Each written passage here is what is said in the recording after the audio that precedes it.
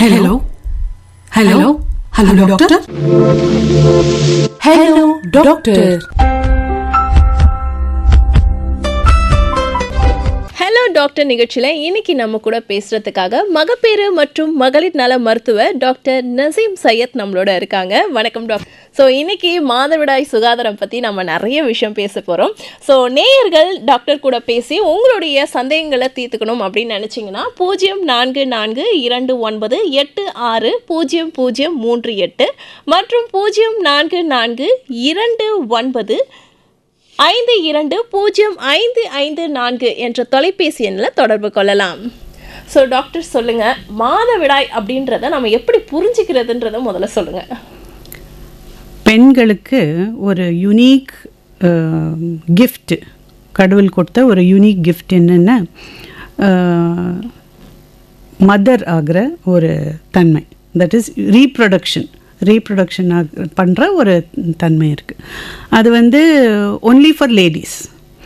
So இது reproductive சிஸ்டம்னு சொல்லிட்டு female reproductive சிஸ்டம்னு சொல்கிற அண்டர் தட் யூட்ரஸ், அதுக்கப்புறம் டியூப்ஸு, ஓவரிஸ் இதெல்லாம் ஃபங்க்ஷன் ஆகிட்டு ஒவ்வொரு மாதமும் ஒரு முட்டை உண்டாக்கும் ஓவரியில். அந்த முட்டை ஃபர்டிலைஸ் ஆச்சுன்னா அது குழந்தைய ப்ரொடியூஸ் பண்ணும். அப்படி அது ஃபர்டிலைஸ் ஆகலைன்னா அது யூட்ரஸ் ஒவ்வொரு மாதமும் ரெடி ஆகுது இல்லையா அந்த பேபியை ரிசீவ் பண்ணுறதுக்கு.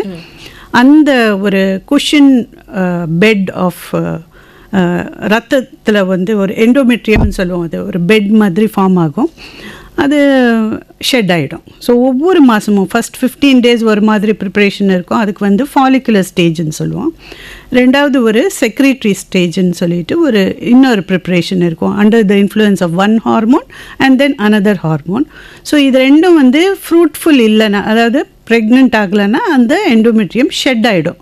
சரி இப்போது வரல வேஸ்ட்டுன்னு சொல்லிவிட்டு அது ஷெட் ஆகிடும். ஷெட் ஆகிறப்போ அந்த ப்ளீடிங் மாதிரி அது பிட்ஸ் ஆஃப் டிஷ்யூ, எண்டோமெட்ரியம் தான் ஷெட் ஆகிறது, but bits of tissue with blood வர்றதுக்கு பேர் தான் மென்ஸ்ட்ரேஷன். அதுக்கு கொலோக்கியலி மென்சஸ்ன்னு சொல்லிட்டு சொல்லுவோம். தமிழில் தீட்டுன்னு சொல்லுவாங்க, உதிரம்னு சொல்லுவாங்க. So it is a very normal physiological thing which 11 வயசுலேருந்து 52 வயசு வரைக்கும் இது ஒரு நார்மல் ஃபிசியலாஜிக்கல். ஒவ்வொரு மாதமும் சைக்கிளிக்கல், மாதம்னா ஒரு சைக்கிள், அதாவது அந்த சைக்கிள் 21 நாள் சைக்கிள் கூட இருக்கலாம். It can be even 35 days cycle. சில பேருக்கு கொஞ்சம் வேரியேஷன், ஒரு 19 days இருக்கலாம்.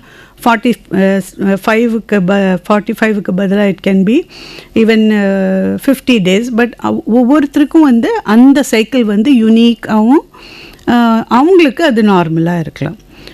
எந்த ஒரு சைக்கிள் எவ்வளோ நாள் இருந்தாலும், அதாவது 20 days சைக்கிள் இருந்தாலும் சரி, 21 days சைக்கிள் இருந்தாலும் சரி, இல்லை 35 days சைக்கிள் இருந்தாலும் சரி, உங்களுக்கு அமௌண்ட் ஆஃப் பிளட் லாஸ் இருக்குது இல்லையா, அது ஒவ்வொரு மாதம் 50 mlக்கு மேலே இருந்ததுன்னா அதுக்கு மெனோரேஜியான்னு சொல்லுவோம். அதாவது ப்ளீடிங் ஜாஸ்தி ஆகுது.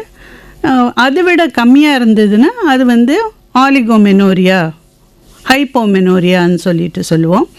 ஸோ இதுதான் வேரியேஷன்ஸ். கண்டிப்பாக தொடர்ந்து பேசுவோம். நேர் லைனில் இருக்காங்க. வணக்கம் எஃப்எம் ரெயின்போ. வணக்கம். வணக்கம், யார் எங்கேருந்து பேசுகிறீங்க? நான் தருமபுரி மாவட்டம் அக்கமநல்லி பஞ்சாயத்து தாசமல்லி சித்தன். சரி சொல்லுங்கள், உங்களுக்கு டாக்டர்கிட்ட என்ன கேள்வி கேட்கணும்? இப்போ என்ன எதை பார்த்து கேட்குறா டாக்டர், அதை கொஞ்சம் சொல்லுங்க, நான் தெரிய கேட்டுக்கிறேன். டாக்டர் மாதவிடாய் சுகாதாரம் குறித்து பேசுறாங்க. உங்க வீட்டு பெண்களுக்கோ அது சார்ந்த அவங்க உடல்நிலை சார்ந்து உங்களுக்கு ஏதாவது கேள்விகள் இருக்குன்னா நீங்க கேட்கலாம். சரி, இடுப்பு நோவை பற்றி தான் கேட்குறாங்க. எங்க ஒய்ஃபுக்கு இடுப்பு நோவை சுளுக்கு மாதிரி இருக்கு, அதுக்கு என்ன வைத்தியம் பண்ணா நல்லா இருக்கும், அந்த டாக்டரை பார்க்கலாம் என்னான்ட்டு. இடுப்பு நோய் மாதம் வருதா இல்லை ஓயாம எப்பவுமே இருக்கா? நார்மலா ஒரு 6 மாசம் விட்டு தான் அந்த கால் வலி மாதிரி வருது. 6 மாதத்துக்கு ஒரு வாட்டி வருதா? ஆமா, 6 மாசத்துக்கு ஒரு வாட்டி கால் வலி வருது. கால் வலி, இடுப்பு வலி மாதிரி. இடுப்பு எலும்பு சம்பந்தமாக ஏதாவது இருக்கலாம். பட் இருந்தாலும் நீங்கள் ஒரு மருத்துவரை போய் பார்த்தீங்கன்னா அது நல்லா இருக்கும். ஏன்னா எப்போவுமே ஒரு இடுப்பு வலின்னா ஒரு பெண் டாக்டர்கிட்ட போயிட்டு காமிச்சிட்டு இது கருப்பை சம்மந்தமாக இல்லைன்னு நிரூபிச்சிட்ட பிறகு நீங்கள் வந்து அது ஆர்த்தோபெடிக் ப்ராப்ளமா இல்லை மசில் ப்ராப்ளமா இல்லை சயாட்டிக் பெயினா இதெல்லாம் வந்து இன்வெஸ்டிகேட் பண்ணிவிட்டு என்னன்னு கண்டுபிடிச்சிக்கலாம். ஒன்றும் இருக்காது, 6 மாதத்துக்கு ஒரு வாட்டி வர்றது வந்து எல்லாருக்கும் வரும்னு நினைக்கிறேன். அவங்க வந்து இந்த வேலைக்கு போறாங்க, ஹோட்டல் காலில் வேலைக்கு தண்ணி கிண்ணி எடுக்கிறதுக்கு போறாங்க, அந்த வேலை தான் செய்ய முடியும், அந்த வேலை இல்லை. தண்ணி எடுக்கிறதே ஒரு வெயிட் தூக்குறது தானே, அதனாலேயே வரும். அதாவது ஒரு எந்த வெயிட் தூக்குனாலும் அதுக்கு வந்து ஒரு முறை இருக்கு. எடுக்கிறதுனால தான் அது இடுப்பு வலி வருமா? உங்களுக்கே தெரியுதே, நீங்களே சொல்லிட்டீங்க பதில்ல. சரி, கண்டிப்பா பக்கத்துல இருக்க ஏதாவது ஒரு மருத்துவர் கேட்டா அவங்களை கூட்டிட்டு போங்க. நன்றிங்கய்யா. நன்றி நன்றி நன்றி மேடம். ஸோ இன்னைக்கு மாதவிடாய் சுகாதாரம் குறித்து டாக்டர் நசீம் அவர்களோட நிறைய விஷயம் பேசிட்டு இருக்கோம். ஸோ தொடர்ந்து நேயர்கள் மாதவிடாய் சார்ந்து ஏதாவது கேள்விகள் இருக்கு அப்படின்னா 0442986038 மற்றும் 044299520554 என்ற தொலைபேசி எண்ணில் தொடர்பு கொள்ளலாம். நிகழ்ச்சியின் அடுத்த நேயர். வணக்கம். வணக்கம், பொன்னேரி ஜெகண்டையில இருந்து கலீல் அமர் பேசுறேன். டாக்டர் கிட்ட பேசலாங்களா? கண்டிப்பா பேசலாம். சொல்லுங்க சார். டாக்டர் அஸ்ஸலாமு அலைக்கும். டாக்டர் வலைக்கும் சலாம். டாக்டர், இப்ப பெண்கள் பொதுவா பாத்துக்கிட்டீங்கன்னா என்னன்னா, இப்ப மாதவிடா வந்துருச்சு, அவங்க பாத்தீங்கன்னா இந்த சைக்கிளோஃபார்ம் மாத்திரை இது போல எல்லாம் வாங்கி போறாங்க. ஏன்னா இது மாதிரி போடலாமா போடக்கூடாதா, இதை பத்தி கொஞ்சம் சொல்லுங்க. 2வது, அந்த மாதவிடாய் காலத்துல வந்து ரொம்ப பெண்கள் வேதனைப்படுறாங்க, அதுக்கு என்னென்ன வழிமுறை பட்டணும், அது உணவு பழக்கம் என்னென்ன சாப்பிடணும், அதை பத்தி சொல்லுங்க டாக்டர். சரி, இது நல்ல கேள்வி. நன்றி டாக்டர், அதுக்கான விளக்கம் கொடுப்பாங்க. கண்டிப்பா கண்டிப்பா, நல்லது. இப்போ இவர் கேட்டார் இல்லையாம்மா, வலி வர்றது. இது வந்து 2 டைப் ஆஃப் பெயின் இருக்குது. ஒன்று வந்து ஸ்பாஸ்மோடிக் டிஸ்மெனோரியான்னு சொல்லுவோம். பீரியட்ஸ் டைமில் பெயின் வர்றதுக்கு பேர் வந்து டிஸ்மெனோரியா. அதில் 2 டைப் இருக்குது. ஃபஸ்ட்டு டைப் வந்து ஸ்பாஸ்மோடிக் டிஸ்மெனோரியா, அதாவது அந்த உதரத்தை வெளியே தள்ளுறதுக்கு எப்படி குழந்தைய தள்ளுறதுக்கு யூட்ரஸ் கண்ட்ராக்ட் ஆகுமோ அதே மாதிரி இந்த உதரத்துக்கு தள்ளுறதுக்கும் ஒரு கண்ட்ராக்ஷன் வரும். அந்த அளவுக்கு இல்லைன்னா கூட ஒரு அளவுக்கு கண்ட்ராக்ஷன் வரும். ஸோ அந்த கண்ட்ராக்ஷன் வர்றப்போ அதுக்கு பேர் வந்து ஸ்பாஸ்மோடிக் டிஸ்மெனோரியா. இது எல்லா பெண்களுக்கு ஓரளவுக்கு வரும். ஃப்ரம் ரேஞ்ச் ஆஃப் 1 to 10 சொல்லுங்களேன். ஒரு சில பேருக்கு வந்து அது 0 to 1 இருக்கும், அது கண்டுக்கவே மாட்டாங்க. அது ஒரு பெயின் த்ரெஷ்ஹோல்டு அவங்களுக்கு வந்து ரொம்ப ஹையாக இருக்கும். சில பேருக்கு வந்து பெயின் த்ரெஷ்ஹோல்டு ரொம்ப லோவாக இருக்கும், அவங்க வந்து அது 10ஆக சொல்லுவாங்க. ஸோ நீங்கள் வந்து திஸ் இஸ் அ நார்மல் டிஸ்மெனோரியான்னு சொல்லுங்களேன். எல்லா பெண்கள் எந்த அதாவது இஃப் தே ஆர் நார்மலி மென்ஸ்ட்ருவேட்டிங்னா அவங்களுக்கு வந்து இந்த டிஸ்மெனோரியா அனுபவிப்பாங்க லைஃப்பில். அது போக போக it may become better, it may change. 2வது வந்து கன்ஜஸ்டிவ் டிஸ்மெனோரியா. கன்ஜஸ்டிவ் டிஸ்மெனோரியாவில் வந்து ஏதாவது ஒரு பெத்தாலஜி இருக்குதுன்னு அர்த்தம். உள்ள ஃபைப்ராய்ட்ஸ் இருக்கலாம், இல்லை யூட்ரஸில் ஏதாவது மேல்ஃபார்மேஷன் இருக்கலாம், இல்லை அடினோமயோசிஸ் இருக்கலாம். எண்டோமெட்ரியோசிஸ் தான் most common and worst condition. Worst pain வர்றது இதில் தான். ஸோ பெயின் வந்து ஓயாமல் இருக்குது. பீரியட்ஸ் வர்றதுக்கு முன்னாடியே ஆரம்பிக்கிறது, பீரியட்ஸ் டைம்லேயும் இருக்குது, பீரியட்ஸ் வந்து முடிஞ்ச பிறகு கூட இருக்குன்னா இது வந்து கன்ஜஸ்டிவ் டிஸ்மெனோரியா. ஸோ சில பேருக்கு வந்து இந்த ஸ்பாஸ்மோடிக் ப்ளஸ் கன்ஜஸ்டிவ் ஒரே டைமில் வரும். இன்னொன்று இருக்குது membranous dysmenorrhoea, that is a little bit rare. அது வந்து எல்லா பீரியட்ஸும் ஒரே டைமில் புஷ் ஆகிடும். ஸோ அது வந்து சில பேர் அது அபார்ஷனான்னு சொல்லிட்டு பார்ப்பாங்க. அந்த அளவுக்கு வந்து ஒரு மெம்பரேன் வந்து ஷெட் ஆகும். ஸோ அது இன்னொரு type of but that is very very rare. So இதுக்கு அவங்க பெயின் கில்லர் எடுத்துக்கலாமா? ஸ்பாஸ்மோடிக் டிஸ்மெனோரியா இப்போ வந்து நம்ம வாழற லைஃப் எப்படின்னா, we cannot sit at home. ஒரு காலத்தில் வந்து வீட்டில் பீரியட்ஸ் வந்ததுன்னா வீட்டில் உட்காந்துட்டு அந்த ஒரு 5 டேஸுக்கு வந்து நீ சமைக்கவும் வேண்டாமான்னு சொல்லிட்டு ஒரு சில வீட்டில் வந்து உட்கார வச்சிடுவாங்க. சில பேர் கோயிலுக்கு போக மாட்டாங்க. It's all social way of restricting activity and giving them some ரெஸ்ட்ன்னு சொல்லுங்களேன். ஸோ அந்த ஒரு இப்போ வாய்ப்பு கிடையாது. வேலைக்கு போய் தான் ஆகணும், ஸ்கூலுக்கு போய் தான் ஆகணும். ஸோ வி ஹாவ் தீஸ் என்ன சொல்கிறது ப்ரெஷர்ஸ் ஆஃப் சொசைட்டி. அதனால் இப்போது எனக்கு வலி இருக்குது, அதனால் நான் வேலைக்கு வரலன்னு சொல்லிட்டு சொல்ல முடியாது. மாதம் 5 நாள் லீவ் எடுக்க முடியுமா? ஈவன் வீட்டிலே இருந்தால் கூட பெண்களுக்கு அதுக்கான நேரமே கிடைக்கிறது இல்லைல்ல, ஓய்வு எடுக்கிறதுக்கு கூட நேரம் கிடைக்கிறது இல்லையே. ஆமாம். ஸோ இந்த பெயின் வந்து லைஃப்பை வந்து ரெஸ்ட்ரிக்ட் பண்ணக்கூடாது. ஸோ ஒன்ஸ் இன் அவே ஒரு சைக்ளோபேமோ ஒரு டேப்லெட், அவர் பேர் ஆக்சுவலி சொல்லக்கூடாது டேப்லெட், ஒரு பெயின் கில்லர் டேப்லெட் வந்து எடுத்துக்கலாம். பட் அது வந்து கன்சிஸ்டண்ட்டாக டோசேஜ் இன்க்ரீஸ் ஆகிட்டே போகுது, எடுத்த பிறகு கூட அவங்களுக்கு ரிலீஃப் இல்லைன்னா டெஃபினட்டாக போய் ஒரு டாக்டர்கிட்ட காமிச்சிட்டு அதுக்கப்புறம் வந்து அதை டிசைட் பண்ணலாம், கண்டினியூ பண்ணலாமா வேண்டாமான்னு. அடுத்த நேர் லைனில் இருக்காங்க. வணக்கம், எஃப்எம் ரெயின்போ. ராயப்பேட்டில இருந்து பேசுறேங்க. கொஞ்சம் ரேடியோ வால்யூம் கம்மி பண்ணிட்டு பேசுறீங்களா? உங்க பேர் சொல்லுங்க. என் பேர் சுபாஷினி, 54 வயசு ஆகுது. ஓகே, கொஞ்சம் ரேடியோ வால்யூம் மட்டும் கம்மி பண்ணுங்களேன். சரிங்க. 54 வயசு ஆகுது. சரி. பீரியட்லாம் நின்னுச்சு, வெயிட் அதிகமாயிட்டே போகுது. எனக்கு 160 சென்டிமீட்டர் இருக்கிறேன், 67 68 கிலோ இருக்கிறேன். ஓகே. 100 எவ்வளோ ஹைட்மா? 160 சென்டிமீட்டர் இருக்காங்களா? 67 68 கிலோ இருக்காங்களா? சரி, இப்போ எவ்வளோ இருக்கணுமா நீங்க? இப்ப 68 இருக்கிறேன். நீங்க எவ்வளவு இருக்கணும்னு விரும்புறீங்கன்னு கேக்குறாங்க. இல்ல she is quite aware. தெரியல, அதனாலதான் கேக்குறேன். ஓகே. ஸோ யூஸ்வலாக வந்து ஹைட்டை விட, ஹைட் அண்ட் சென்டிமீட்டர்ஸை விட லேடிஸுக்கு வந்து 105 சென்டிமீட்டர்ஸ் மைனஸ் பண்ணணும். ஓகே. ஸோ 150 சென்டிமீட்டர்ஸ்னா 105 மைனஸ் பண்ணால் 45 கேஜி இருக்கணும்.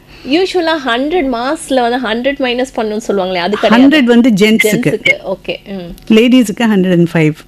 Okay. So she is quite aware. பாருங்கள், அவங்களுக்கு இந்த எனக்கு இவ்வளோ இருக்குது, எனக்கு வெயிட் ஜாஸ்தியாக இருக்குது. வெரி குட்மா. அதுதான் ஃபஸ்ட்டு உங்களுக்கு அப்ரிஷியேட் பண்ண வேண்டியது விஷயம் என்னென்னா, நீங்கள் வந்து வெயிட்டை வந்து சரி இப்படி இருக்கேன்னு சொல்லிட்டு கவலைப்படுறீங்கல்ல, தட் இஸ் ரொம்ப ரொம்ப சந்தோஷம். இப்படி எல்லாரும் இருந்தால் கவலையே இல்லை.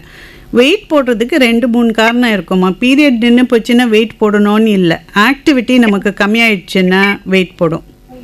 அதுக்கப்புறம் சாப்பாடு இன்க்ரீஸ் ஆயிடுச்சுன்னா வெயிட் போடும். எக்ஸசைஸே பண்ணாமல் இருந்தீங்கன்னா வெயிட் போடும். தைராய்டு பிரச்சனை ஏதாவது இருந்ததுன்னா வெயிட் போடும். இல்லை வேற ஏதாவது பேசுறது கேட்கல, ஸ்ட்ரக் ஆகுது.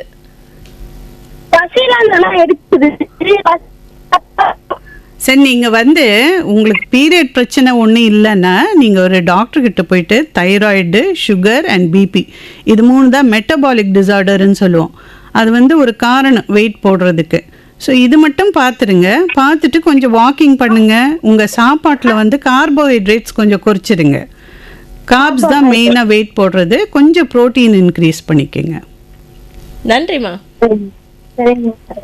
ஸோ நிறைய நேயர்கள் மாதவிடாய் சுகாதாரம் சார்ந்து நிறைய கேள்விகளும் கேட்டுட்டு இருக்காங்க. ஜென்ரலாக நம்ம வந்து இப்போது மாதவிடாய்னா என்னன்னு பார்த்துட்டோம், அதில் இருக்க பிரச்சனைகளும் சில பேர் வந்து கேட்டுட்டாங்க. இதை வந்து சுகாதாரமாக இந்த டைமில் நம்ம எப்படி நம்மளை வந்து சுகாதாரமாக வச்சுக்கிறது, அதை பற்றி சொல்லுங்கள். கட்டாயமாக சுகாதாரமாக வச்சுக்கணும். ஏன்னா பக்கத்தில் வந்து இந்த கருப்பை வாய் பக்கத்தில், அதாவது இந்த வெஜைனான்னு சொல்லுவோம் இல்லையா, அது பக்கத்தில் வந்து மூத்திரப்பை ஓப்பனிங்கும் இருக்குது, அதே மாதிரி வெளிக்கு போகிற ஓப்பனிங்கும் இருக்குது. ஸோ இது வந்து எப்போவுமே வந்து டெய்லி ஒரு ஃபங்க்ஷன் ஆகிட்டே இருக்குது. சீக்கிரம் இன்ஃபெக்ஷன் ஆகிறதுக்கான வாய்ப்பு அதிகமாக இருக்கு இல்லையா? அங்கேருந்து இங்கே இன்ஃபெக்ஷன் ஆகலாம், இங்கேருந்து அங்கே இன்ஃபெக்ஷன் ஆகலாம். அதாவது மாதவிடாய் இன்ஃபெக்ஷன் வந்து யூரினரி ட்ராக்டுக்கு போகலாம். அதே மாதிரி யூரினரி ட்ராக்ட் இன்ஃபெக்ஷன் கூட இதுக்கு வரலாம். அதை விட ஜாஸ்தி வந்து இது மோஷன் போகுது இல்லையா, அது வந்து சரியான முறையில் வாஷ் பண்ணலைன்னா, க்ளீன் பண்ணலைன்னா அந்த மோஷன் பார்ட்டிகிள்ஸ் வந்து வெஜைனாக்குள்ளே போயிட்டு இன்ஃபெக்ஷன் ப்ரொடியூஸ் பண்ணலாம். அதுவும் இந்த சின்ன குழந்தைங்களுக்கு, யாருன்னா இது வந்து கொஞ்சம் ஒரு வயசு வந்த பிறகு அவங்களுக்கே எப்படி இதை செய்யணும்னு சொல்லிட்டு தெரிஞ்ச பிறகு பரவாயில்ல. ஆனால் வேறு யாராவது இது பண்ணுறப்போ, சின்ன பெண் குழந்தை, பிறந்த பெண் குழந்தைக்கு க்ளீன் பண்ணுறப்போ ஃப்ரண்ட்லேருந்து பேக் க்ளீன் பண்ணணும். அதாவது ஃபஸ்ட்டு மூத்திரப்பை ஓப்பனிங், அதுக்கப்புறம் அது மோஷன் போகிற ஓப்பனிங்கை க்ளீன் பண்ணணும். அது இல்லாமல் இந்த மோஷன் போகிற ஓப்பனிங் பேக் டு ஃப்ரண்ட் பண்ணிட்டா அந்த மோஷன் பார்ட்டிகல்ஸ் வந்து அந்த வெஜைனாக்குள்ளே இந்த யூரித்ரா பக்கத்தில் போச்சுன்னா பாப்பாவுக்கு ஒரு கன்சிஸ்டன்ட் ஒரு வெஜைனல் டிஸ்சார்ஜு, அதுக்கப்புறம் ஒரு ஃபீவர் காரணம் இல்லாமல் வரலாம். ஸோ அங்கேருந்து தண்ணி கூட ஒரு டிஸ்சார்ஜ் மாதிரி, ஒரு ஃபவுல் ஸ்மெல்லிங் ஒரு டிஸ்சார்ஜ் கூட போக ஆரம்பிக்கலாம். ஸோ க்ளீனிங் முறை வந்து ரொம்ப இம்பார்ட்டண்ட். அது இல்லாமல் கேர்ள் பேபிஸுக்கு வந்து இந்த டயப்பர் வந்து ரொம்ப ஓவர்லோடட் ஆகாமல் அந்த மோஷன் ஃபுல்லாகிட்டு அதுக்கப்புறம் அந்த பாப்பாவோட வெஜைனாக்குள்ளே யூரித்ராக்குள்ளே போயிட்டு அங்கேயே ரொம்ப நேரம் லாட்ஜ் ஆகாத மாதிரி பார்த்துக்கணும். பட் இதுவே நிறைய பேருக்கு தெரியாது இல்லையா? ஜென்ரலாக வந்து நம்ம க்ளீன் பண்ணுற முறையை பற்றி யாருமே நம்ம வீடுகளில் சொல்கிறது கிடையாது. இதுவே நிறைய யூரினரி இன்ஃபெக்ஷன் நடக்கிறதுக்கான வாய்ப்பாக 100%. இது ஃபஸ்ட்டு திங், கேர்ள் பேபியை வந்து வாஷ் பண்ணுறப்போ மோஷன் வாஷ் பண்ணிவிட்டு அதுக்கப்புறம் யூரின் பக்கத்தில், யூரினோட ஓப்பனிங் பக்கத்தில் வரக்கூடாது. யூரின் வாஷ் பண்ணிட்டு தான் லாஸ்ட்டில் போய் மோஷனோட ஓப்பனிங் ஏனஸை வந்து வாஷ் பண்ணணும்னு சொல்லிட்டு விவரமாக சொல்லி கொடுக்கணும். ஏன்னு சொல்லிட்டு கூட சொல்லணும். ஏன்னா ஸ்மால் மைக்ரோஸ்கோபிக் பார்ட்டிகிள்ஸ் இருந்தால் கூட அது போயிட்டு அந்த யூரினரி ஓப்பனிங்கில் இல்லாட்டி vaginal opening, even though it is a hymen இருக்கும், அது ஒரு வெர்ஜினல் வெஜைனா இருந்தாலும் சின்ன பார்ட்டிகிள்ஸ் போய் அங்கே லாட்ஜ் ஆயிடுச்சுன்னா அது வெளியே வர்றதுக்கு அவ்வளோ கஷ்டப்பட்டு இன்ஃபெக்ஷன் ஆகி ஒரு டிஸ்சார்ஜ் மாதிரி வரும். அதுக்கப்புறம் தான் நமக்கு தெரியும் இங்கே இன்ஃபெக்ஷன் ஆகிருக்குன்னு சொல்லிட்டு. ரொம்ப முக்கியமான தகவல் இது. நிறைய பெற்றோர்களுக்கு தெரிஞ்சிருக்க வாய்ப்பு இல்லைன்னு நினைக்கிறேன். ப்ளஸ் ஆல்சோ ஓவர்லோடட் டயப்பர் இருக்கக்கூடாது. சரி இன்னும் கொஞ்சம் நிறையிட்டோம்னு சொல்லிட்டு அது ஓவர்லோடட் டயப்பர் வந்து ஸ்பெஷலி வித் மோஷன் அது பாப்பாவுக்கு கூட வெஜைனால இல்லாட்டி யூரித்ரால போயிட்டு அப்படியே ஜாம் ஆகிட்டு இருந்துட்டு அதுக்கப்புறம் க்ளீன் பண்ணுறதுக்கு டைமும் எடுக்கும். ஸோ இது ஒரு பெரிய காரணம் யூரினரி இன்ஃபெக்ஷனுக்கு. கண்டிப்பாக தொடர்ந்து பேசுவோம். நேர்லைனில் இருக்காங்க. வணக்கம் எஃப்எம் ரெயின்போ. வணக்கம் எஃப்எம் ரெயின்போ. கட் ஆயிடுச்சு. ஸோ இந்த மாதவிடாய் சுகாதாரம் குறித்து பேசும்போது இப்போ ஒரு 10 வயசுக்கு மேலே இருக்க குழந்தைகளுக்கு வந்து தனக்கு எப்படி செஞ்சுக்கணும், எப்படி க்ளீன் பண்ணிக்கணும்னு சொல்லி கொடுக்குறத புரிஞ்சிக்க தன்மை இருக்குது. ஆனால் இப்போ சமீப காலத்தில் பார்த்தோன்னா ஒரு 8 வயசு 9 வயசு பிள்ளைகள்லாம் வந்து சீக்கிரமாக வந்து ஏஜ் அட்டன் பண்ணுற கேசஸ்லாம் நம்ம பார்க்குறோம். இதை எப்படி நம்ம இந்த காலகட்டத்தில் ஃபுட்டுனால இப்படி ஆகுதா, எப்படி இதை நம்ம புரிஞ்சுக்கிறது? ஒவ்வொரு ஜெனரேஷனுக்கு வந்து ஒரு காலத்தில் வந்து 13 வயசு 15 வயசுலெல்லாம் வந்து வயசுக்கு வருவாங்க. யாரும் வந்து அது கண்டுக்க மாட்டாங்க. ஏன்னா என்வாயன்மெண்டல் ஸ்டிமுலஸ்ன்னு ஒன்று இருக்குது. அதாவது என்வாயன்மெண்ட் பார்த்து அது பிரெயினில் வந்து ஒரு மாஸ்டர் கிளாக் இருக்குது, ஹைப்போதலாமஸ்ன்னு சொல்லிட்டு. ஸோ அது வந்து இந்த எக்ஸ்டீரியர் என்வாயன்மெண்டலோட ஃபேக்டர்ஸ், அதுக்கு வர்ற இன்ஃபர்மேஷன், பார்க்குற படம், பார்க்குற புக்ஸு, பார்க்குற செல்ஃபோனில் மெசேஜஸ்ஸு, ஃபோட்டோஸ் இதெல்லாம் பார்த்துட்டு பிரெயினுக்கு வந்து ஹைப்போதலாமஸ் ஒரு கிளாக் இருக்குது. ஹைப்போதலாமஸ்ன்னு சொல்லிட்டு ஒரு மாஸ்டர் சென்டர். ஓகே இப்போ பிரெயின் ரெடி ஆகிடுச்சு இந்த ஹார்மோன்ஸ் ரிலீஸ் பண்ணுறதுக்குன்னு சொல்லிட்டு அது சொன்னால், பிட்யூட்ரின்னு சொல்லிட்டு இன்னொரு மாஸ்டர் கிளாண்ட் இருக்குது. சரி ஓகே நவ் வி ஆர் ரெடின்னு சொல்லிட்டு அப்போ இந்த ஹார்மோன்ஸ், இந்த sex hormones secrete FSH and LH, அதாவது அது வந்து மெச்சூர் பண்ணுறதுக்காக இந்த ஈஸ்ட்ரோஜன் அண்ட் ப்ரொஜெஸ்ட்ரான் ரிலீஸ் பண்ணுறதுக்கு, ஓவரியை மெச்சூர் பண்ணுறதுக்கு ரெடி ஆகிடும். ஸோ ஃபிசிக்கலி கூட இப்போ வந்து நல்லா மெச்சூர் ஆகிடுறாங்க. கேர்ள்ஸுக்கு வந்து அந்த ஒரு க்ரோத் ஸ்பர்ட் வந்துட்டு ஒரு ஹைட் வந்துச்சுன்னு சொல்லுங்களேன், ஒரு 5 ஃபீட்டுக்கு மேலே வந்துச்சுன்னா you have to be on the look out. ஏன்னா அந்த fast growth spurt is the first indicator அவங்க வந்து மெச்சூர் ஆக போகிறாங்கன்னு சொல்லிட்டு. ஸோ நல்ல ஹைட் வந்துச்சுன்னா அடுத்தது இது வரும்னு சொல்லிட்டு. ரெண்டாவது வந்து இந்த ஃபிசிக்கல் ஃபீச்சர்ஸ் நல்ல ஒரு ஃபெமினைன் ஃபிகர் வர ஆரம்பிச்சிடுச்சுன்னா அப்போது வந்து ஆட்டோமேட்டிக் ஒரு ஃபெமினைன் லுக் வந்துச்சுன்னா ஆட்டோமேட்டிக்லி த நெக்ஸ்ட் ஸ்டெப் வந்து மெனார்கி. ஸோ இது வந்து ஸ்டெப்பாக இருக்குது. ஃபஸ்ட் க்ரோத் ஸ்பர்ட், அதுக்கப்புறம் அந்த கொஞ்சம் பிரெஸ்ட் டெவலப்மெண்ட், அதுக்கப்புறம் ஹிப்ஸோட ஃபார்மேஷன், ஒரு ரவுண்டட் ஹிப்ஸு, இதெல்லாம் வந்து ஃபேட்டி டெபாசிஷன் அந்த மாதிரி வந்த பிறகு லாஸ்ட் வந்து பீரியட்ஸ் வர்றது. ஸோ பட் நீங்கள் சொன்ன மாதிரி இது 9 இயர்ஸில் வந்து அந்த மெச்சூரிட்டி இருக்காது. அது மட்டும் இல்லை, இதை க்ளீன் பண்ணுறது வந்து லீஸ்ட் ஆஃப் த ப்ராப்ளம்ஸ். அவளோட பாடி வந்து it is like a ticking bomb. Now she is ready for conception. Once அந்த ரீப்ரொடக்டிவ் சிஸ்டம் வந்து ரெடி ஆயிடுச்சுன்னா அவளுக்கு she is ready for conception, but not mentally ready for the things that go with it. So அந்த safe touch, unsafe touch இதெல்லாம் கூட நீங்கள் சொல்லி கொடுக்கணும் அவளுக்கு. So hygiene is one of the least important things, but hygiene is very important. So அதில் வந்து இந்த ஃபஸ்ட்டு ஃப்ரண்ட் டு பேக் தான் வாஷ் பண்ணணும்.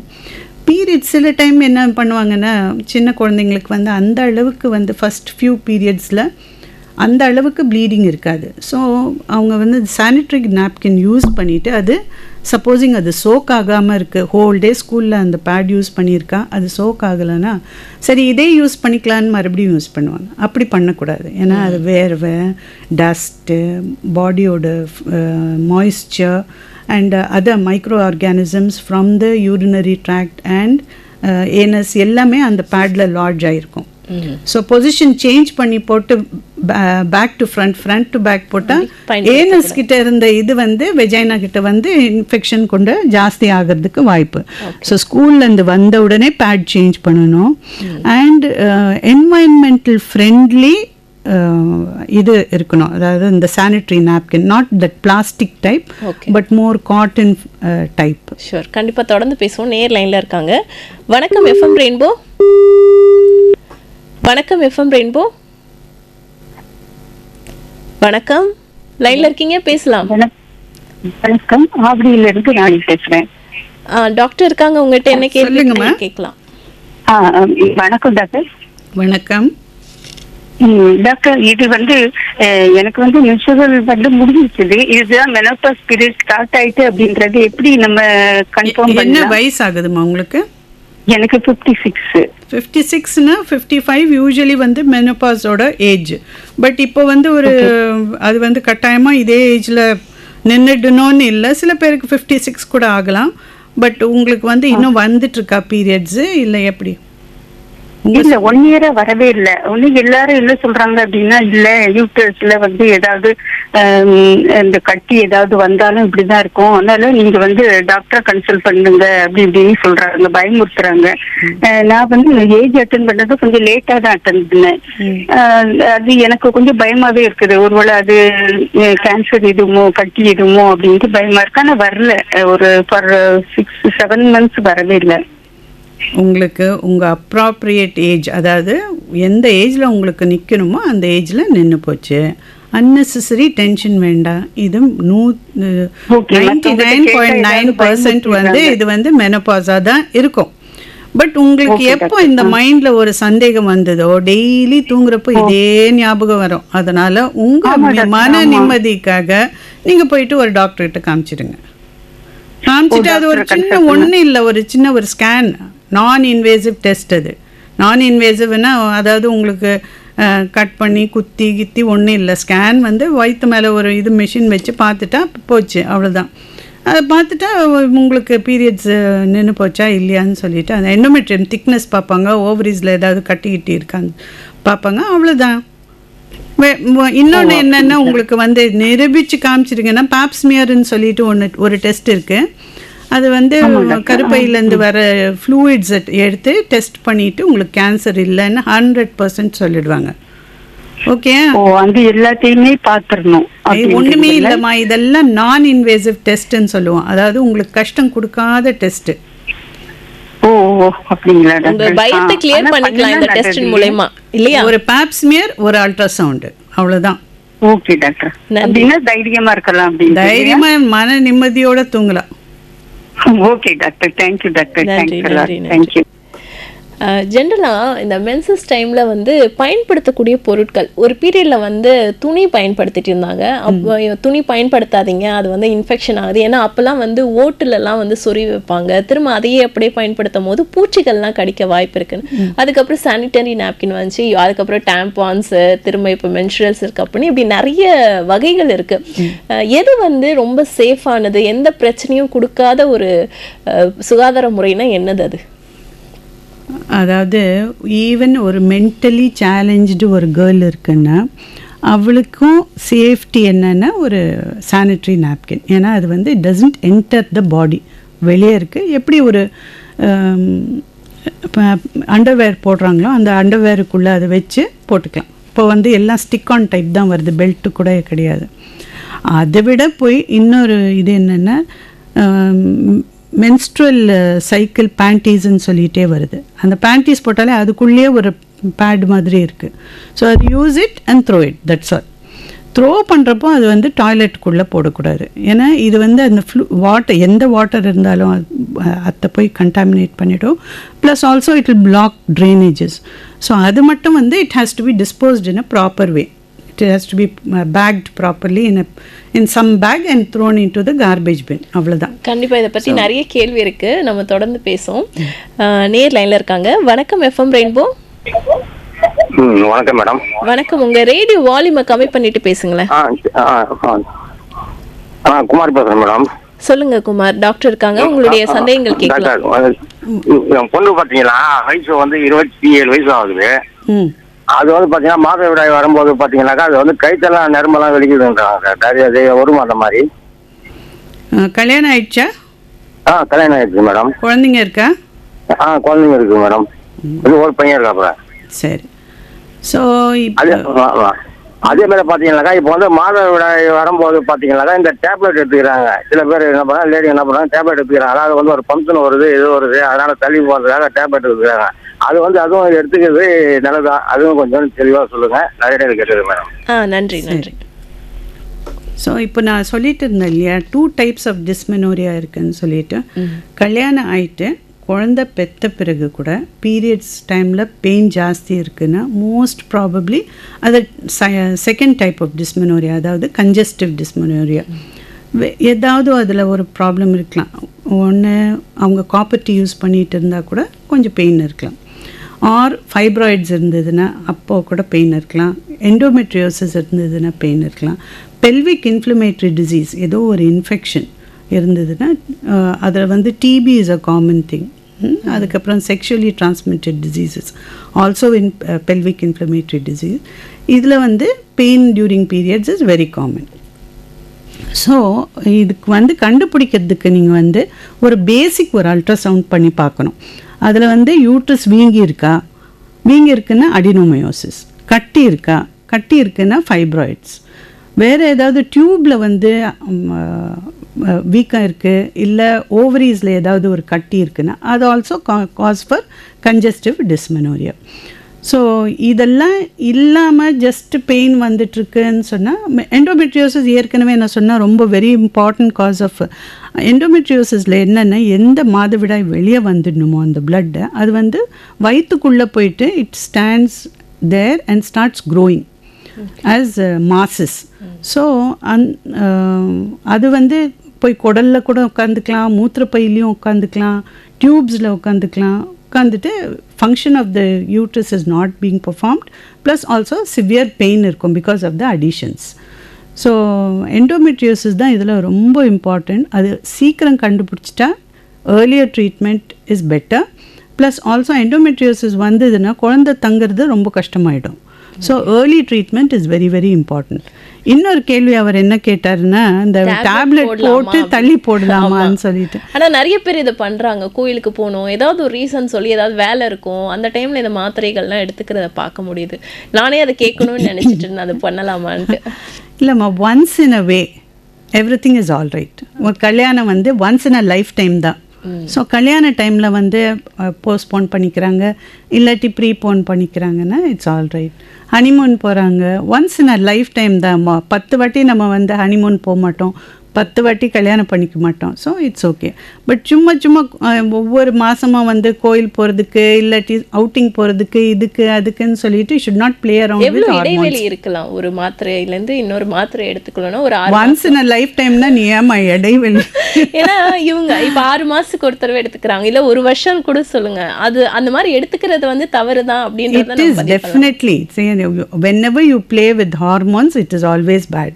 இப்போ அது தெரியாது, அப்புறமா வந்து வேற பிரச்சனை வரலாம். டாக்டர், இதுக்கு முன்னாடி நம்ம பேசும்போதே இந்த சானிட்டரி நாப்கின் பற்றிலாம் பேசணும். நீங்கள் சொன்னீங்க ஸ்கூல்லேருந்து வந்த உடனே வந்து அதை தூக்கி போட்டுடணும்னு. ஸோ எவ்வளவு மணி நேரம் ஒரு சானிட்டரி நாப்கினை பயன்படுத்தலாம்? ஆக்சுவலாக ஒரு நாளைக்கு மினிமம் 3 யூஸ் பண்ணணுமா. எந்திரிச்ச உடனே மாற்றணும்.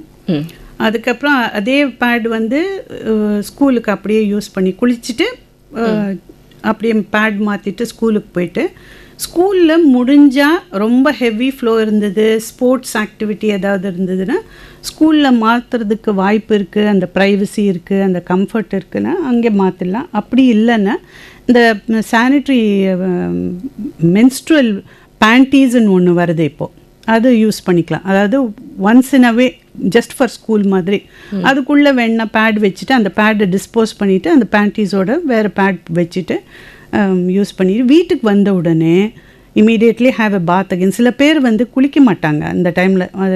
ஐ don't know, some communities will be like that. But இது வந்து குளிக்கிறது நல்லது. பிகாஸ் இன்ஃபெக்ஷன் கூட போகும், ப்ளஸ் ஆல்சோ அந்த ட்ரைட் பிளட் இது ஏதாவது இருந்ததுன்னா அதுவும் வந்து வாஷ் ஆஃப் ஆகிடும். குளிச்சிட்ட பிறகு இன்னொரு தடவை மாற்றிட்டு பேட், மறுபடியும் தூங்குறப்போ இன்னொரு தடவை பேடை மாற்றிக்கணும். இது வந்து ஒரு மினிமம் ஒரு 5 to 6 hours ஒரு பேட் யூஸ் பண்ணலாம் இல்லையா? எஸ். ஓகே, கண்டிப்பாக தொடர்ந்து பேசுவோம். நேர் லைனில் இருக்காங்க. வணக்கம் எஃப்எம் ரெயின்போ. வணக்கம். வணக்கம். யார் எங்கேருந்து பேசுகிறீங்க?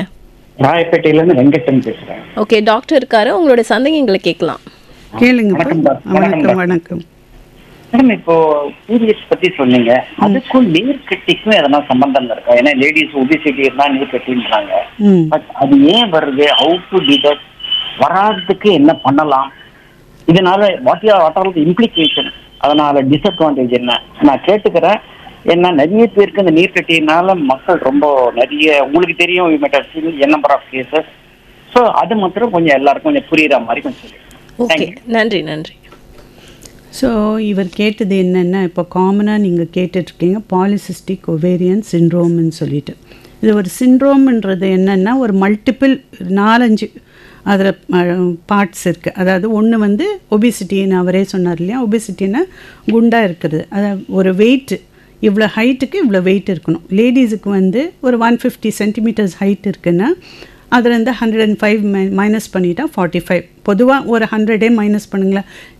ஜென்ஸுக்கு வந்து 100 மைனஸ் பண்ணணும், லேடிஸுக்கு 105. So it should be ideal wait வந்து ஹைட் மைனஸ் இது 105 ஃபார் லேடிஸ். ஸோ அந்த ஹைட்டு இதுதான் ஐடியல் வெயிட். ஸோ இந்த வெயிட் இல்லாமல் if they are obese plus along with that other symptoms, அதாவது ஹெர்சியூட்டிசம்னு சொல்லுவோம். அதாவது ஃபேஸில் வந்து கொஞ்சம் முடி வளர்றது, male type of hair, male type of baldness. நீங்கள் மேல்ஸுக்கு வந்து ஒரு V shape type of pattern இருக்கும் ஹேரில், அந்த டைப் ஆஃப் இது இருக்குது. நிறைய பிம்பிள்ஸ் வருது. அதுக்கப்புறம் பாடி பேட்டர்ன் வந்து தொப்பை மாதிரி, கேர்ள்ஸுக்கு வந்து தொப்பை வந்துட்டு, பீரியட்ஸும் வந்து ஸ்கேன்டி பீரியட். ஸ்கேன்டினா கம்மியாக, ஃப்ளோ கம்மியாக வருது. வந்தால் ஃப்ளோ கம்மியாக இருக்குது, இல்லாட்டி கரெக்டாக வருது பட் வந்து 2 மாதத்துக்கு ஒரு வாட்டி வருது, 3 மாதத்துக்கு ஒரு வாட்டி வருதுன்னா this is all these together is called as a polycystic ovarian syndrome. இது வந்து வெளியிலேருந்து பார்க்குறப்போ இப்படி தெரியும், உள்ளேருந்து பார்க்குறப்போ அந்த ஓவரீஸில் வந்து ஓரமாக, ஓவரியோட ஓரமாக ஒரு ஆல்மண்ட் ஷேப் மாதிரி இருக்கும் ஓவரி. அது கொஞ்சம் சைஸில் பெருசாயிட்டு நெக்லஸ் மாதிரி ஓரமாக ஃபுல்லாக குட்டி குட்டி குட்டி குட்டி நீர்க்கட்டி. அந்த நீர்க்கட்டி என்னென்னா, ஒவ்வொரு நீர்க்கட்டியும் ஒரு முட்டை, சன முட்டை வந்து விடியறதுக்கு, அதாவது முட்டை வளர்ந்து அது வந்து ஒவ்வொரு மாதம் விடிஞ்சு வெளியே வரும். அது விடிய முடியாமல் இந்த ஹார்மோனோட இம்பேலன்ஸ் வந்து அந்த ஓவரியோட இது எக்ஸ்டீரியரை வந்து டஃபன் பண்ணிவிட்டு அது வந்து விடிஞ்சு போகாமல் அப்படியே சிஸ்ட் ஃபார்ம் ஆகிட்டு அதுக்கு பக்கத்தில் வந்து ட்ரை பண்ணிவிட்டு எந்த ஒரு அப்ராப்ரியேட் பொசிஷனில் அது முட்டை வந்து விடியோன்னு சொல்லிவிட்டு அதுவும் துடிச்சு ஃபுல்லாக ஒரு நெக்லஸ் மாதிரி ஃபார்ம் ஆகிடும். இதுக்கு பேர் வந்து பாலிசிஸ்டிக் ஓவரிஸ். ஸோ நான் சொன்ன மாதிரி என்ன பிரச்சனை இதில், பீரியட்ஸ் வந்து ஸ்கேண்டியாக இருக்கலாம், இல்லாட்டி நார்மலாக பீரியட்ஸ் வரலாம், பட் பீரியட் வந்து இர்ரெகுலராக இருக்கலாம். அதாவது ஒரு மாதம் வந்து 1.5 மாதத்துக்கு ஒரு சைக்கிள் வந்து 1.5 மாதத்துக்கு அப்புறம் வரும், இன்னொரு சைக்கிள் வந்து 2 மந்த்ஸுக்கு அப்புறம் வரலாம், இன்னொரு சைக்கிள் வந்து 3 மந்த்ஸுக்கு அப்புறம் வரலாம். ஃபேஸ்லேயும் முடி வந்து வளரும். இதில் வந்து இன்னொரு பிரச்சனை என்னென்னா, இவங்களுக்கு வந்து கொஞ்சம் வருங்காலத்தில் ஃபர்டிலிட்டி கம்மியாயிடும். இன்னொன்று என்னென்னா, வருங்காலத்தில் இவங்களுக்கு வந்து டயபெட்டிஸ் வர்றதுக்கு வாய்ப்பு ஜாஸ்தி. இதுக்கான சொல்யூஷன் என்ன டாக்டர்? ஃபஸ்ட்டு எதனாலன்னா lifestyle, sedentary lifestyle, எக்ஸசைஸே இல்லை, அதுக்கப்புறம் ஜங்க் ஃபுட் அண்ட் ஆல்சோ ஒரு ஜெனட்டிக் ப்ரீடிஸ்பொசிஷன். ஸோ இதெல்லாம் கரெக்ட் பண்ணிவிட்டு ஐடியல் வெயிட் மெயின்டைன் பண்ணிவிட்டு கொஞ்சம் எக்ஸசைஸ் பண்ணிவிட்டு, மாட்ரேட் எக்ஸசைஸ், ஓவராக எக்ஸசைஸ் பண்ணிவிட்டு ரொம்ப டயட்டெல்லாம் பண்ண வேண்டாம். Plus also drinking plenty of water and avoiding junk food. கண்டிப்பாக தொடர்ந்து பேசுவோம். வணக்கம் எஃப்எம் ரெயின்போ. வணக்கம். ஹலோ வணக்கம், யார் எங்கேருந்து பேசுகிறீங்க? மேம் வணக்கம். நான் சந்திரசேகர், வேலூர் கட்பாடியிலேருந்து பேசுறேன். ஓகே, டாக்டர் இருக்காரு, உங்க கேள்விகளை கேட்கலாம். கேளுங்க இப்ப. மேம் 2 கேள்வி இருக்கு. இந்த பிசிஓடி அப்படிங்கிற ஒரு விஷயம் குண்டா இருக்கக்கூடிய பெண்களுக்கு தான் பொதுவாக வருது அப்படிங்கிறாங்க. ஸோ வெயிட் லாஸ் பண்ணிட்டா அந்த பிசிஓடி அப்படிங்கிறது கம்ப்ளீட்டா எராடிகேட் பண்ணலாமா அல்லது அதனுடைய பாதிப்பு அப்படிங்கிறது கம்மியாகுமா? அது என்னுடைய முதல் கேள்வி மேம். 2வது கேள்வி, இந்த குழந்தைகள் வயிற்றுக்குள்ள அந்த கர்ப்பப்பைக்குள்ள வளராம அந்த கர்ப்பப்பையை சுத்தி வளரக்கூடிய சில கண்டிஷன்ஸ் அப்படிங்கிறதும் இருக்கும். அது பெண்களுக்கு ஏன் ஒரு ரேர் கேசஸ்ல அந்த சினைப்பைக்குள்ள அந்த சிஸ்ட் வளராம அதை ஒட்டி அல்லது அதுக்கு வெளியில இருக்கிறத பாக்குறோம்? அது என்ன காரணம்? அதை பத்தியும் கொஞ்சம் விளக்கமா சொல்லுங்க மேம். ஓகே, ஃபர்ஸ்ட் கொஸ்டின் என்ன கேட்டாங்கன்னா, குண்டா இருக்கிறவங்களுக்கு மட்டும்தான் இது வருமான்னு சொல்லிட்டு. அது இட் இஸ் லைக் குண்டா இருந்து குறைச்சிட்டா இது சரியாயிடுமான்னு கேட்டார் அவரு. குண்டாயிட்டு குறைச்சிட்டா பேசிக் அந்த fat it's like a trap for ஹார்மோன்ஸ்மா. ஸோ ஃபேட் எஸ்பெஷலி இந்த தொப்பை ஃபேட் இருக்கு இல்லையா, வயிற்றுக்கு மேலே இருக்கிற ஃபேட் இருக்கு இல்லையா, அது குறைஞ்சா டெஃபினெட்லி இந்த பாலிசிஸ்டிக் ஓவரிஸோட ஒரு என்ன சொல்கிறது, ஒரு ஃபியூவல், அதாவது ஒரு ஃபயர் ஒன்று இருக்குன்னா அதுக்கு நீங்கள் ஃபியூவல் போட்டால் தான் அது இன்னும் கொஞ்சம் எரியும். ஸோ அந்த ஒரு ஃபியூவலை ஸ்டாப் பண்ண மாதிரி ஒன்று. ஸோ அந்த ஒன் இஸ் தட் ஒபிசிட்டி. 2வது இந்த லைஃப் ஸ்டைல் ஆல்சோ. 3வது இதெல்லாம் கொஞ்சம் கரெக்ட் பண்ணி விட்டுட்டா அந்த ஹார்மோனல் இம்பேலன்ஸ் நம்ம வேறு ஹார்மோன்ஸ் கொடுத்துட்டு அது எந்த ஹார்மோன் இம்பேலன்ஸில் இருக்கோ அதுக்கு நம்ம பேலன்ஸ் பண்ணிவிட்டு ஒரு சைக்ளிக்கல் பில் கொடுத்து கரெக்ட் பண்ணிக்கலாம். பட் இது அந்த அளவுக்கு ஒரு பெரிய பிரச்சனை இல்லை if we see it earlier and start treatment early. Okay, அப்புறம் அவர் இன்னொரு கேட்ட கேள்வி என்னன்னா, அந்த கர்ப்பப்பையில இல்லாம அந்த டியூப்ல எல்லாம் நின்னுடுது. அது பேர் ectopic pregnancy. Usually any pregnancy கருப்பைக்குள்ள இருக்கணும். அது இல்லாமல் வெளியே எங்கே வேணாலும் வரலாம். அதாவது அப்டாமினல் ப்ரெக்னன்சி கூட வரலாம், டியூப்பில் வரலாம், ஓவரியில் வரலாம், சர்விக்ஸில் வரலாம். ஸோ எப்போ அந்த யூட்ரஸோட சர்ஃபேஸில் ஏதோ ஒரு பிரச்சனை இருக்குதுன்னு சொல்லுங்களேன், அப்போ தான் இது இந்த மாதிரி எக்டோபிக் ப்ரெக்னன்சி வரலாம். ஆர் இந்த டியூப் தான் கனெக்ட் பண்ணி ஓவரியிலேருந்து அந்த முட்டையை வாங்கி யூட்ரஸ்லேருந்து இந்த ஸ்பெர்ம் டியூப்பில் தான் மீட் பண்ணோம். மீட் பண்ணிவிட்டு அங்கே ஃபர்டிலைஸ் ஆகிறப்போ அங்கேருந்து ஒரு மொட்டிலிட்டி இருக்கும். இந்த டியூப் புஷ் பண்ணி விடும். அது யூட்ரஸ்லேருந்து டியூப்லேருந்து யூட்ரஸுக்கு புஷ் பண்ணி விடும். அந்த மொட்டிலிட்டி குறைஞ்சிடுச்சுன்னா டியூபல் மொட்டிலிட்டி, அப்போ கூட எக்டோபிக் ப்ரெக்னன்சி வரலாம். ஓகே, இதுக்கான சொல்யூஷன் நமக்கு இருந்ததுன்னா நம்ம இது ப்ரிவெண்ட் பண்ணிட முடியுமா? ஸோ அது usually after it happens only we find it out. And but we can predict யாருக்கு இந்த மாதிரி காப்பர்ட்டி போட்டுட்டு இருக்கிறவங்களுக்கு ஒரு காமன் இது. டியூபல் ஏதாவது ஒரு டேமேஜ் இருந்ததுன்னா because of something, pelvic inflammatory disease or TB டியூப்ல or pelvic inflammatory disease has damage the tube because of and it has cause something like ஹைட்ரோசால்பிங்ஸ்ன்னு சொல்லுங்களேன். இவங்களுக்கெல்லாம் எங்கே டியூபல் பிளாக் இருக்கோ அவங்களுக்கு எக்டோபிக் ப்ரெக்னன்சி வர்றதுக்கு வாய்ப்பு ஜாஸ்தி. ஓகே, நிகழ்ச்சியுடைய நிறைவு பகுதிக்கு வந்துட்டோம். ஸோ ரொம்ப அழகாக எங்களுடைய கேள்விகளுக்கெல்லாம் ரொம்ப பொறுமையாக நன்றி. ஸோ நிறைய இங்கிலீஷ் வேர்ட்ஸ் யூஸ் பண்ணியிருக்கேன், பட் அதுக்கு ஈக்குவலண்ட்டாக தமிழில் எதுவும் கிடையாது. இதுதான் இப்போ ஹைட்ரோசால்பிங்ஸ் சொல்றப்ப நம்ம நேயர்கள் அதுக்கு ஈக்குவலா அவங்க நிறைய ரிசர்ச் பண்ணி அண்டர்ஸ்டாண்ட் பண்ணிக்க ஆரம்பிச்சாங்க. அவங்க இப்போ கேள்வியே கேக்குறது இங்கிலீஷ்ல தான், ஒபிசிட்டி. ஆமா, அதனால நீங்க சொல்றது கண்டிப்பா உங்களுக்கு புரிஞ்சிருக்கும். சோ உங்களுக்கு எங்களுடைய எஃப்எம் ரெயின்போ சார்பா எங்களுடைய நன்றிகள் மற்றும் வாழ்த்துக்கள். தேங்க்யூ.